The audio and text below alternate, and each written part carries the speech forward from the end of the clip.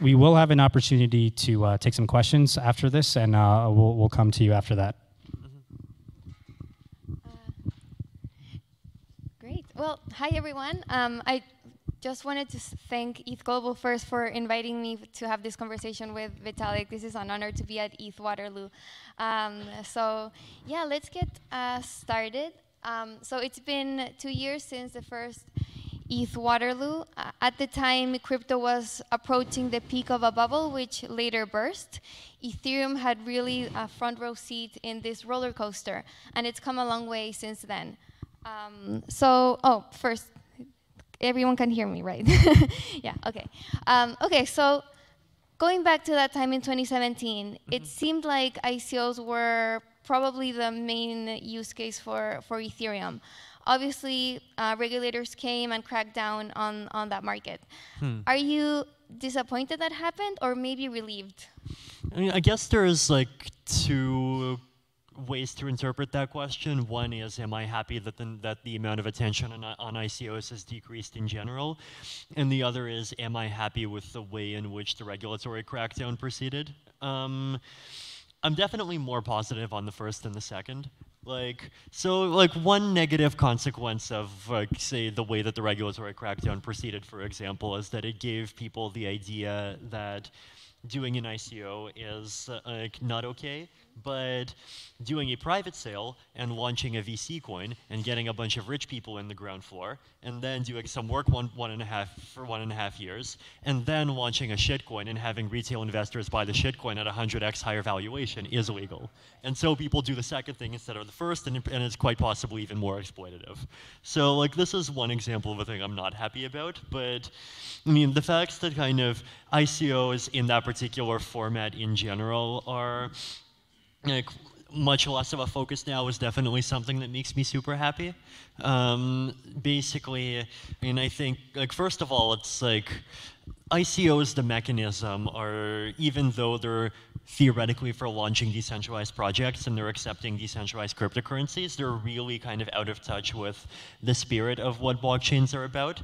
Because blockchains are, among other things, they're about decentralization and trust minimization. And an ICO basically says, hi, I am a centralized king. You should give me $100 million because you trust me. And I will build this crypto project and I will make it great. So it is, philosophically, it's not kind of aligned at all, right? And you might remember at the beginning of 2018, I released this post introducing DAICOs. This was this idea that instead of raising into directly into the creator's wallet, you would raise into a smart contract that would release the funds over time. And then more recently, there was this post called on ETH Research called Public Interest Projects. And then there's RDAI, which, as far as I can understand, is basically the same thing that also does another spin on that. So kind of contribute money over time and use kind of smart contracts instead of contributing money all at once. And I think trying to use the tools that the crypto space provides us to try to solve the real incentive problems within the crypto space is something that's kind of much more in line with where my own values are. And I'm definitely happy that there's more people kind of thinking about that, and there's less people doing the, hey guys, I'm a centralized king, give me $100 million and trust me sort of thing. And I hope we continue not seeing much of the first and we see more of the second. Right. Yeah, so maybe the space can return to realizing crowdfunding is not a bad thing on Ethereum. It just needs to be more aligned with kind of the ethos of the network. Right, and also going back to that time, you were very vocal about how there wasn't much actual value being created to justify the super high valuations. With ETH now below $200, Bitcoin below 10,000, and the whole space at around 240 billion. Do you think that's still the case? I definitely think that the amount of concrete value produced by the space has really improved a lot over the last 2 years. 2 years ago, I think people's expectations were definitely getting far ahead of the reality. And now, on the one hand, the hype is lower, but on the other hand, the reality is better. And and I think that's good on both fronts, and I think we've made a lot of progress, and there's a lot of things that have been and are being built over those last 2 years, like whether we were to talk about scalability improvements, user interface improvements, and of progress toward proof of stake, progress on all of these DeFi fronts, progress on these other applications. And then I think the space is like considerably closer to creating a lot of real value now, and I'm looking forward to when it starts doing that on a much larger scale. Would you go as far to say that maybe the space or just ETH specifically is undervalued at this point?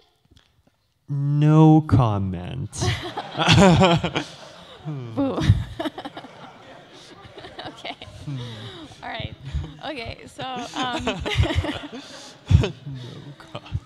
Okay. So obviously, I'll argue that in the past 2 years, much of this value has been created by DeFi, decentralized finance or open finance. It's these group of financial services that are being created on top of Ethereum. And some people have argued that Ethereum would be successful even if it's just kind of a financial chain. What's your view on that? I mean, is DeFi maybe kind of the last wave of Ethereum applications? I mean, I definitely hope not, because I mean, in terms of like what I as a person care about, I would definitely be sad if kind of finance was the end of it. Though, I mean, at the same time, like Ethereum is an ecosystem, and I'm like supposed to be not the dictator. So if it doesn't like perfectly reflect my values, that I'm not supposed to be allowed to complain. But I mean, there's definitely a lot of value that can come out of creating decentralized open financial systems and doing a kind of really good job of making, I mean, not just payments, but also like different financial tools like insurance, smart contracts, and kind of this whole suite of things available to the entire world. And it definitely seems like Ethereum's been making a lot of headway there. And I also see why finance has been the kind of initial application that people focus on. Like it's, both the one that brings money in the short term, and it's also one where, like, finance is the one sector where existing centralized solutions are like the most terrible. Like, sending emails from country to country is trivial, but sending money from country to country is still something that takes a significant amount of effort. Whereas if you just do it over a cryptocurrency, and I give you an address over any of these messengers, and then you send money and it's done, and it's like much simpler. Like, I see the value behind the kind of the DeFi wave, and I'm happy to see a lot of people building all of these things.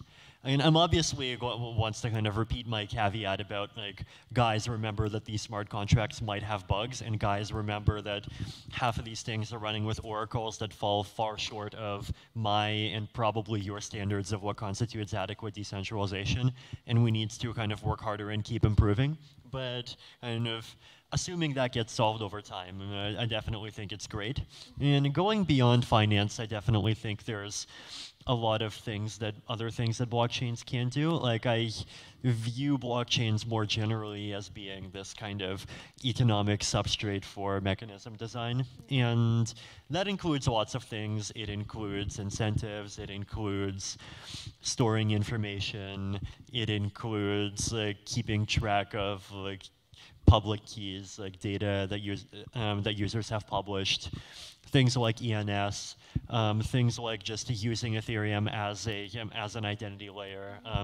I saw there's some recent projects like doing the whole kind of sign in with Ethereum thing, and that's actually something that I think is like it's not like super $50 million glamorous, but it's like the reason I'm interested in it is because, like, so first of all, who here has been SIM swapped? A bunch of people, right?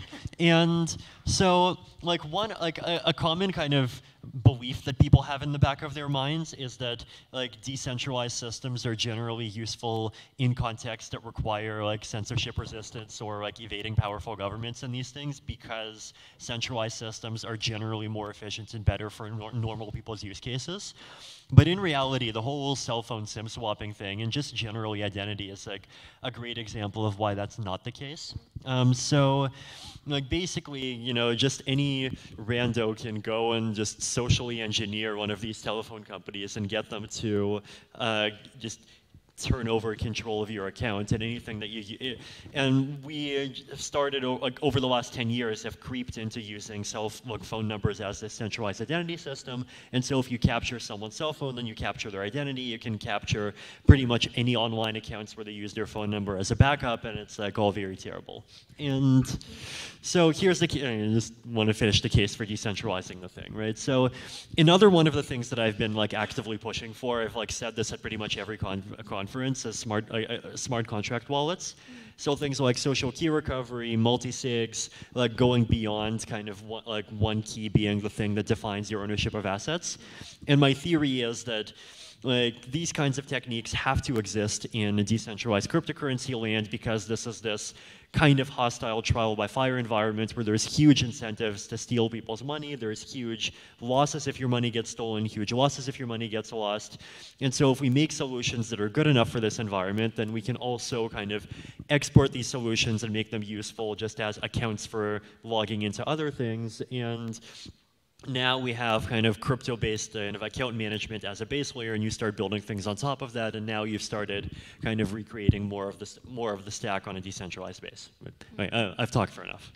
Okay, so I guess, do you think kind of the next wave of Ethereum innovation or applications will be kind of identity linked to privacy applications? I don't think there will be one next dominating wave. I think it'll be many waves. Right. Okay.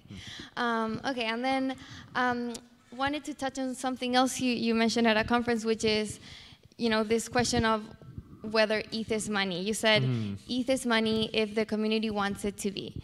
So what's your opinion on that? Do you want ETH to be money? And if you do, how good do you think ETH is at being money? So in Yudkowskian rationalist culture, which is my religion, there are these. There is this kind of thing that you're supposed to do, which is kind of tabooing your words, right? So when people have a disagreement about whether or not X is a Y, like it seems intractable, like try to figure out your disagreement without using the word Y. Right? Because chances are, like a lot of the time what happens is that people don't actually disagree on substance. They just like have different ideas on what this word is. And money is this funny word that lots of people have different meanings for. So like, okay, who here thinks that money and currency are synonyms? Who here thinks that money and currency are not synonyms? Okay, I saw hands raised for both. Like, so we can't even agree on that, right? So, like, clearly the is ETH money question, like, may very well not even points to any kind of substantive disagreement of fact. So, like, what can ETH be used for? And can ETH be used for as a way of holding value and sending that value between people? Yes. I mean, the Ethereum Foundation has even used ETH that way internally for years. Can ETH be used as a unit of value within smart contracts? Yes. Can ETH be used as a way for paying for transaction fees? Yes. Is ETH something that I recommend as a replacement for US dollars next year or even 10 years from now? Probably no. So like it depends on kind of what your objective is here. Okay, and then going to another topic, to developer experience. 2 years ago, it was a lot harder to build something on Ethereum over a weekend, like all of these people here are going to do in the next 2 days. How do you think developer experience compares this year with 2017? I definitely think a lot of things have gotten better. Like first of all, just a lot of the different tools that people have been using have kind of improved more and more over time. on like development environments, like even just the ability to access the blockchain and run a full node efficiently has gotten better. Documentation has gotten better. Compilers have gotten better. Things that you can integrate with. Uniswap now exists and lots of applications plug into Uniswap. ENS is kind of substantially more mature. Formal verification infrastructure is another big one that's made significant strides. Zero knowledge proof infrastructure. So there's definitely a lot of infrastructure that exists now and a lot of things that have gotten easier now that were not there in 2017. And also just kind of knowledge inside people's heads in the community. So, and I definitely think there's been a lot of progress. So what do you think is missing? Like, what are the big pieces? What are the big pieces? So this is the sort of question that where my answers have been kind of the same for about 5 years, and we have been making a lot of progress though, right? So one is scalability. Transactions are too expensive, and now, we have the new cool thing is rollups apparently, and then of course that's the short-term new cool thing, and the medium-term cool thing is sharding, and those have made huge progress.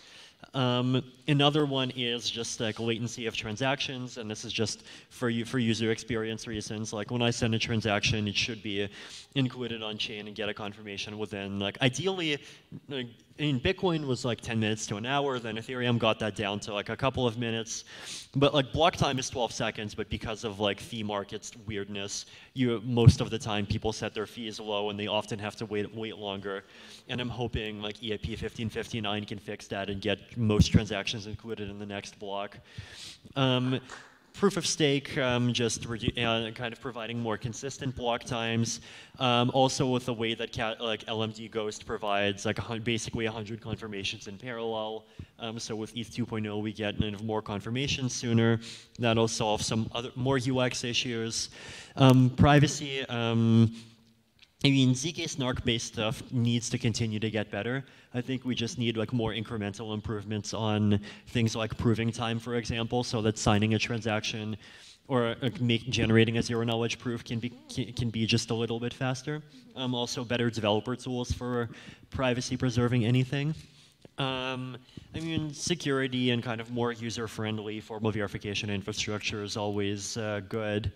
So all of those things put together, like it's really kind of a bunch of these incremental slogs where like if we make a lot of progress on each of them, I think we'll do a great job.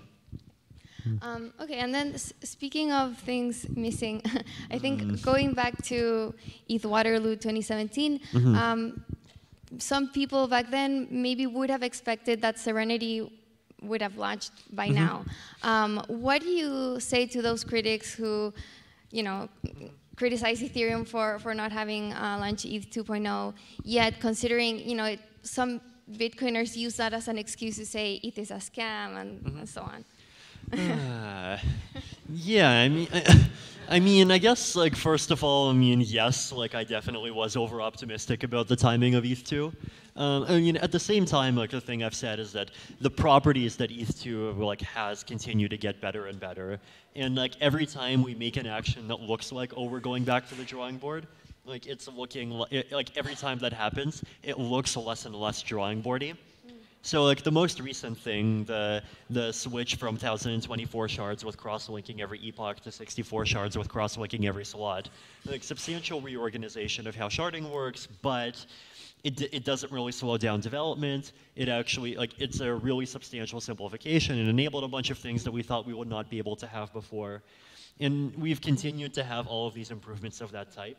And so the ETH 2.0 final product that it's looking like we'll see is definitely much better than the ETH 2.0 that I was saying 4 years ago we would have 2 years from then. So there's there's the bad, but also the good.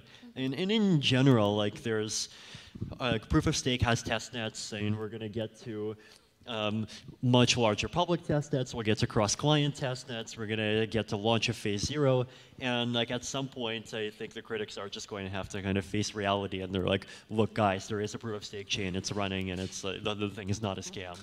And I mean, yeah, and I think it'll definitely make me very happy to see that day. And like, who knows? Maybe 5 years from now, even Bitcoin will be looking at proof of stake a little more favorably.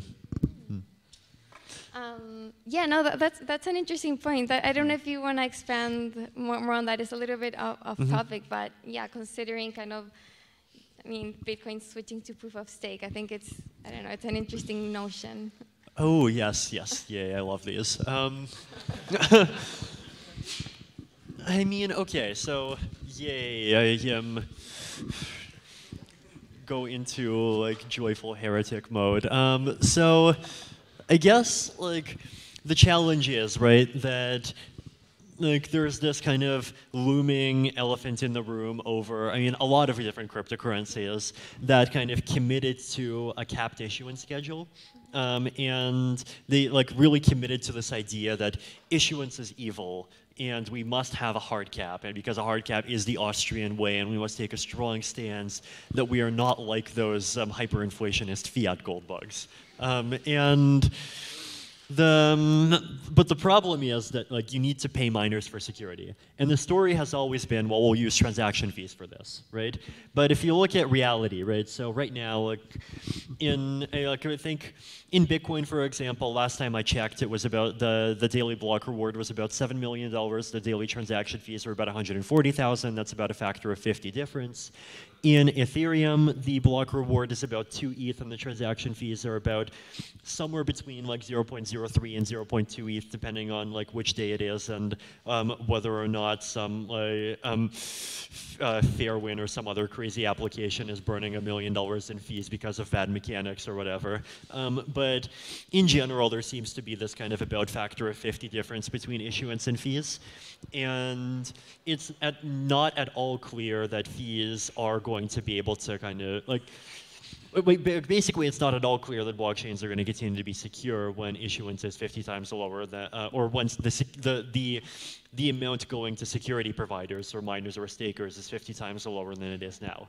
And like, I do think that proof of stake does better than proof of work with lower security budgets, but even with proof of stake, like, I'm not confident that like Ethereum proof of stake with zero issuance is something that it is kind of guaranteed to be able to survive, for example, which is why even past proof of stake, like, we're decreasing the issuance heavily, but there is still some issuance. So I mean, one of the common replies to this, of course, is like, oh, cryptocurrencies are obviously going to be 100 times bigger in 10 years, and that'll cancel things out. But number one, you're not allowed to make crazy, super optimistic assumptions if you're going to argue that about the security of a system that protects people's life savings. And number two, like, that's not even a correct argument, because if a system gets 50 times bigger, then sure, the security budget becomes 50 times bigger, but the size of the attackers who care about breaking it becomes 50 times bigger. So, like, I think the relative actually matters more than the absolute, and that's an area where kind of the people that focus on the absolute being kind of like canceled out by growth of the ecosystem are just wrong. So, like, my view on so like, I think proof of stake is important, like, and it doesn't even have to be full proof of stake. It could even be hybrid proof of stake.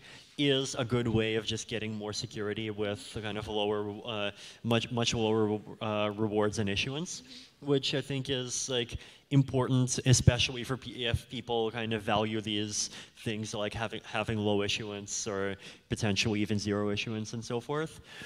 But then also, I mean, like, my own views on like monetary policy, for example, like, this is the question where people ask, like, why doesn't Ethereum do a hard cap, or why doesn't Ethereum like commit to a specific schedule, or like something like this.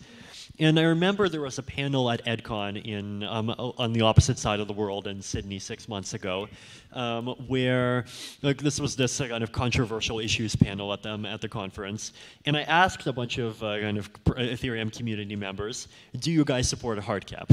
And the answer I got was universally no.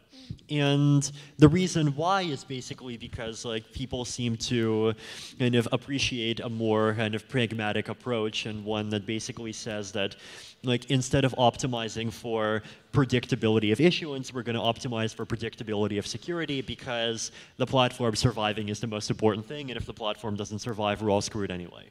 So predictability of security is really important. And the problem is that that like we don't know the ratio of security to issuance ahead of time. Like that's just a variable that the real world has, and like we might learn things about it 5 or 10 or 20 years from now. So if we have to choose between like stabilizing issuance and stabilizing security, and we want to stabilize security, that does mean that there's going to be kind of less certainty on issuance than some people would like. But I mean, I think like that's something that like to like a lot of Bitcoin people, for example, is anathema. But like a lot of like Ethereum people I've talked to, I can just seem fine with it. Really? Mm-hmm. Okay, so maybe Ethereum will prove to be a good example of proof of stake for Bitcoiners to look at and see how it works. Maybe they'll copy it down the line. Yeah, I mean, it's not just about Bitcoin, to be clear. Like, I hope Litecoin adopts proof of stake as well. I mean, I hope Bitcoin Cash adopts proof of stake. I mean, I hope Bitcoin Satoshi's Vision adopts proof of stake. Like, I mean, I think the thing is a scam, but I think scams running proof of stake is still, like, less environmentally harmful than scams running proof of work. Like, you know, like, harm reduction is supposed to be the mature attitude to have, so, like, whatevs. Yeah.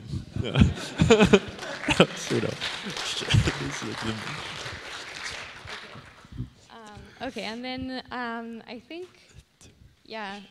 wrapping up and just looking forward, once Ethereum is running with this better proof of stake and sharding and it's more scalable, what do you think it can achieve in the next decade?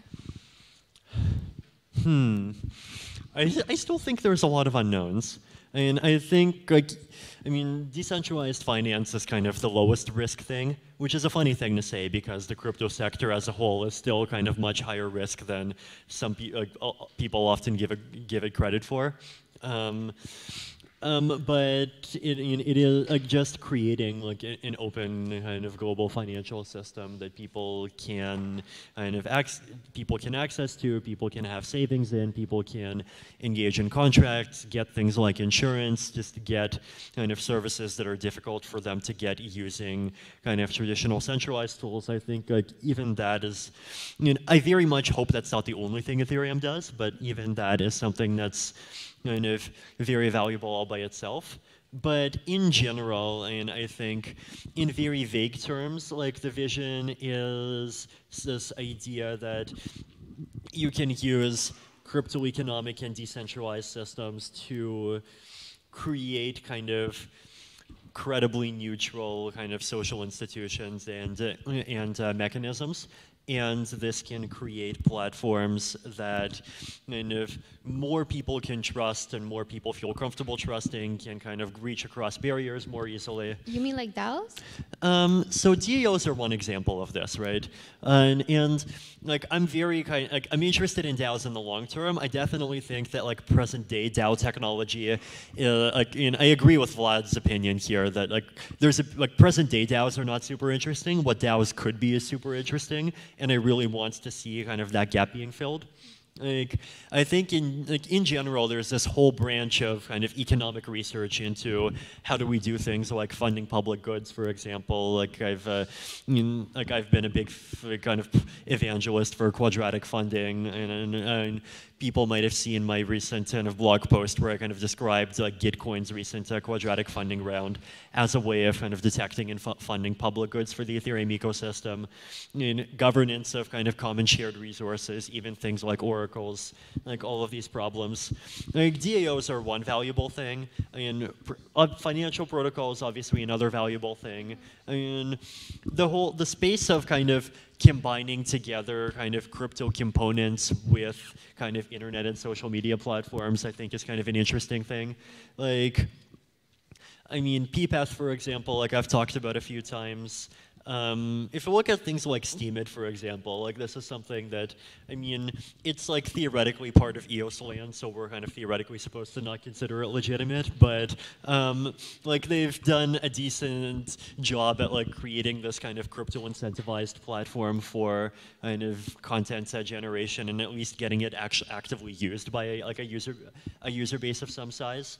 And I think like the mechanism design can be improved by a lot, but I think like things like that and trying to kind of solve problems with just present-day systems in a lot of cases that kind of incorporate elements of using blockchains as a base layer, incorporate elements of mechanism design, but like mechanism design done well and not just like slapping payments on top of everything and whatever without thinking through the consequences. And there's a lot of good things that can happen. I mean, prediction markets is another kind of big category of things that I find interesting too. Yeah, no, it's a broad range of things that Ethereum can disrupt probably. Okay, and then just quickly to wrap up, if there's one thing you could tell Vitalik sitting in ETH Waterloo 2017, what would it be? I mean, the realistic and boring answer will be crypto prices will go down, sell and buy later. But like this is how economists answer these time travel questions, right? Like provide a bit string of like what the stocks will do, and then you can like do really well, and then like hopefully use the earnings for good. But like otherwise, I don't know. I want to like think about kind of non-lame answers to this question. I mean, the other kind of lame answer is just like, here's all the bad ETH2 ideas, like skip straight past them and go to the good ones. Other thing, I mean, in terms of like things that where I could have done better if I had kind of better models of the like the crypto space back then. I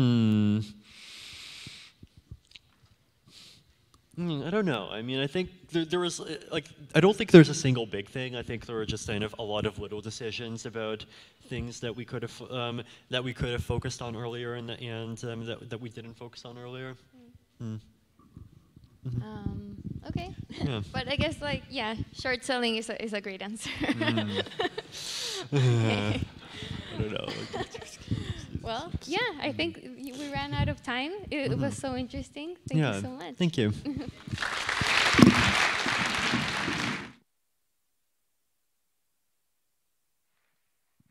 We'll actually do 3 questions from the audience, and if you have a question, raise your hand. We'll come to you, and we'll just pass you the mic.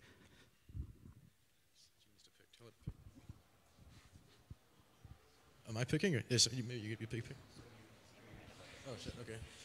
Let me run 1 sec. Yeah. Thanks. Vitalik, quick question for you, and that's around immutability. You posted on this on Twitter a few weeks back, I guess. What's your thoughts based on the feedback you got from the community on immutability and what would happen if there was a massive attack on Ethereum, rolling back, so on and so forth? What's the feedback I got from the community on immutability issues? I think the thing that I underestimated is that like it's not clear that kind of we're on the same page in terms of the framing of the issue. So like one framing of the issue and the one that I kind of had it from the beginning is like, okay, there exists like if there exists some hack that we could use a state intervention fork to like reverse and like get money back from a hacker or like stop a bug or do some other thing, then like on the one hand there's good consequences, which are that like people get their money back, yay. On the other hand, there's a bad consequence, which is, and it's kind of a fixed size bad consequence, which is we kind of erode the immutability principle more, and you have to kind of weigh the costs and the benefits, and like there's some number at which the benefits become greater than the costs.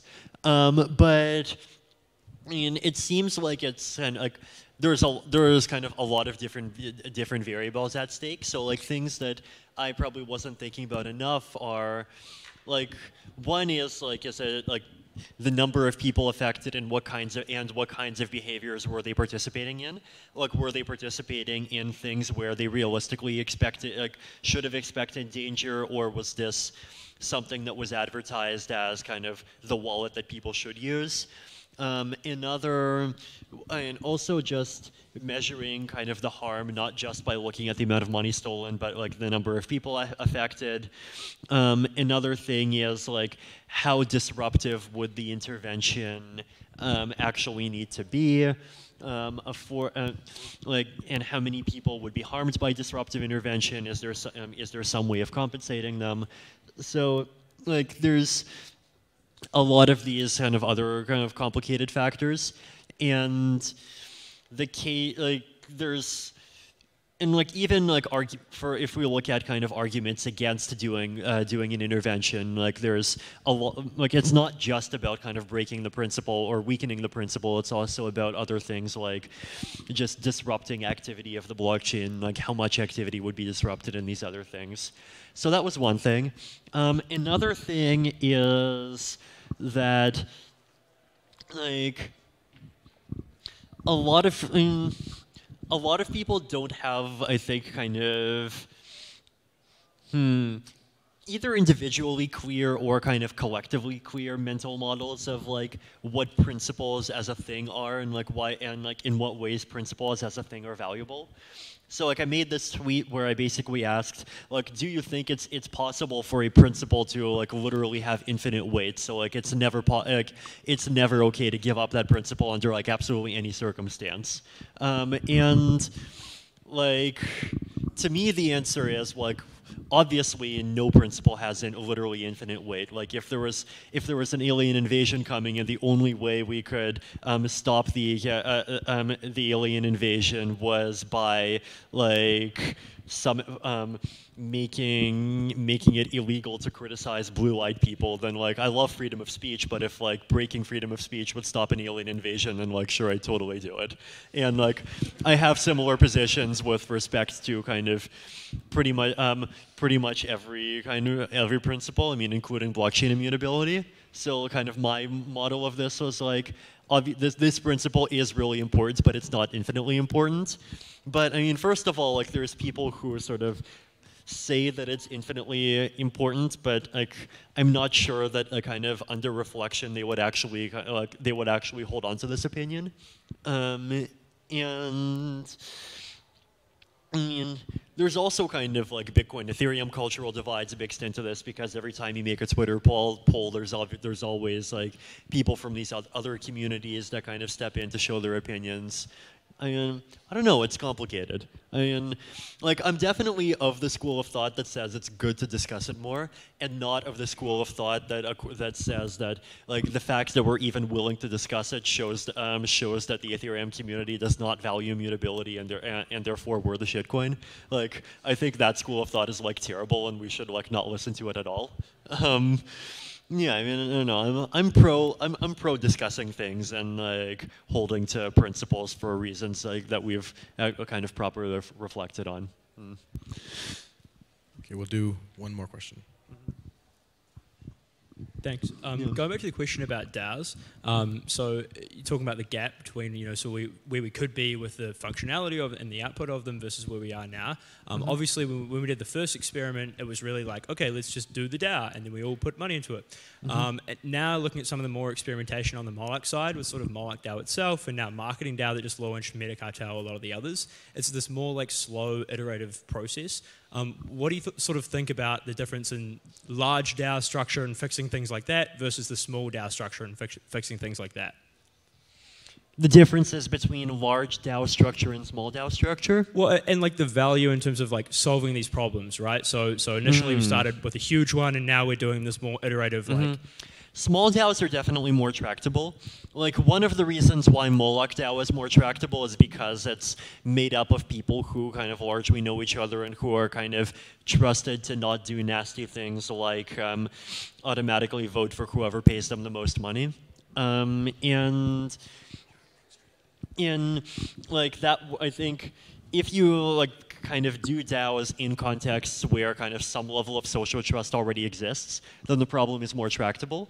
Whereas if you do it in contexts where social trust doesn't exist or where people aren't even on the same page in terms of like what okay conduct is and what okay conduct isn't, then the problem becomes more difficult. Like we saw this with EOS, for example, right? Like with EOS, I mean, like the whole thing quickly collapsed into people bribing each other to vote for each other and like creating this sort of plutocratic cartel where you have a fairly small number of people just like help vote for each other and like pay each other to be block producers. And at the beginning, like I saw a lot of people arguing that like, hey, like bribing people, like buying people's votes is not illegitimate behavior, like because like isn't this the free market and aren't we about building a free market system? And like when you have a system where like people don't even like this kind of layer of shared moral expectations isn't even there at the beginning, then you're relying on kind of just the raw economics in a much more stronger way than you normally are, and so the problem is more difficult.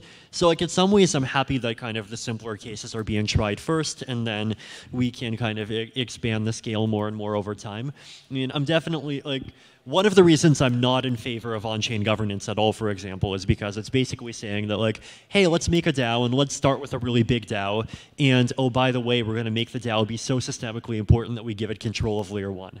Like this, like it's basically kind of combining all of the kind of ways of doing irresponsible DAO developments together.